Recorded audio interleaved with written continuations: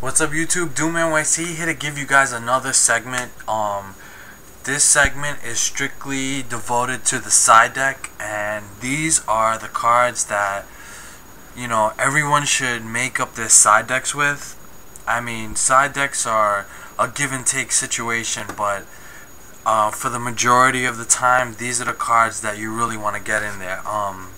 Let's start off with the monsters. First off, one Thunder King. Besides it being a beat stick, it stops special summons from your opponent's side of the field, so that's really good. And also, you want to side this in if you're playing like Black Wings or Infinities, because when they play that Consecrated Light, you'll have something to summon and kill that. So this is definitely a really good card. Next card, Cyber Dragon. Because of Chimera Tech being everywhere, and then this is a free special summon, 2100 beater, it just makes a lot of sense to play this guy in your side deck, especially once again Consecrated Light. So that's really good card. Next we've got obviously Consecrated Light. This is probably like the biggest side deck card right now.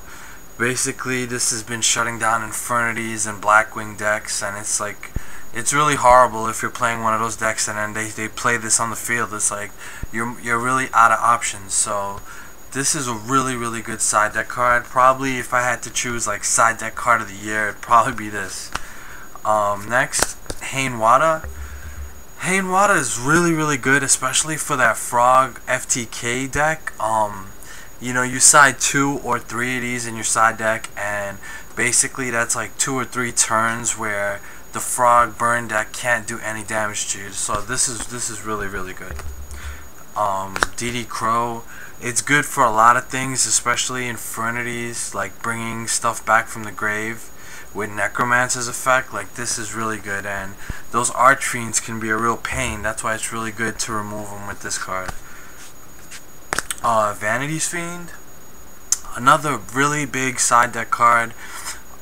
This card stops all special summons, so Synchroing is like out of the question, and this is like a really good card for Monarch decks. So Frog Monarchs, I've seen a couple of decks have been main decking this card even, so this is a really good card. Raikou, definitely another great side deck card for Infinities especially, and Blackwings, because it gets you like cards in the grave, and it destroys a card, and of course it saves your butt against Consecrated Light. So another really good card. Sirocco the Dawn, just for Blackwings, pump them up just in case they swarm the field.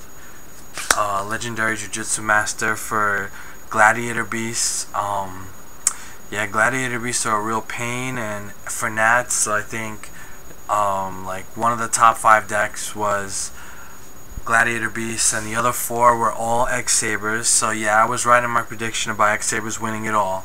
And yeah, so Gladiator Beasts is still a pain in the butt, that's why you gotta side that in. Probably a tech for the side deck, Life Force Harmonizer. This is like another Hainwada card, except it actually destroys the card. So like when they activate like that Mass Driver, you can discard this, and Mass Driver actually gets destroyed, which is really good. So yeah, that's a tech for the side deck. Doom Caliber Knight, obvious reasons, stops effects of monsters and stuff like that. It's a really good card. Kaiku the Ghost Destroyer, I think this guy has been like side decked like forever, but he's really good, and he stops decks like Infinities and Blackwings and stuff. You can remove those Vayus or those Archfiends, and even X-Sabers. This guy's a real pain in the butt. So yeah, really good. That was the monsters. Let's go on to the spells. System Down, great card, especially for like Machine of Gadgets. This basically like shuts them down like completely, especially if they overextend. Like, this is really good. Nobleman of Crossout, great card for any decks using like those Raikous or anything face down, especially X-Sabers. If they draw that Dark Soul, they usually set that, so yeah, you can remove that. It's pretty good.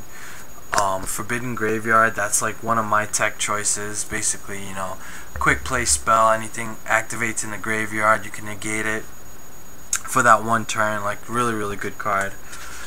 Alright, that was the spells. Let's go on to the traps. The biggest trap, of course, Royal Oppression. If you're not main decking this card, you're gonna have to side deck it. Like, it works really good, and you should definitely, side deck this card in any deck. Of course, unless you don't have the room for it, but really good card. Pay 800, negate a special summon, so yeah, that's really good. Mask of Restrict, you gotta side this in. I don't care. This stops like everything. Frogs, monarchs, anything that needs to be tributed. This is like really good card. Pulling the Rug, another great side deck choice. Monarchs, definitely. Machinas, they play that gear frame. You chain this card and the key gets destroyed, doesn't get his effect. Like, so good. Dust Tornado, if you're not main decking this card, which you should be, unless of course you don't have the room for it, but this is an obvious choice for the side deck, especially if you're not main decking the card. So Dust Tornado is great.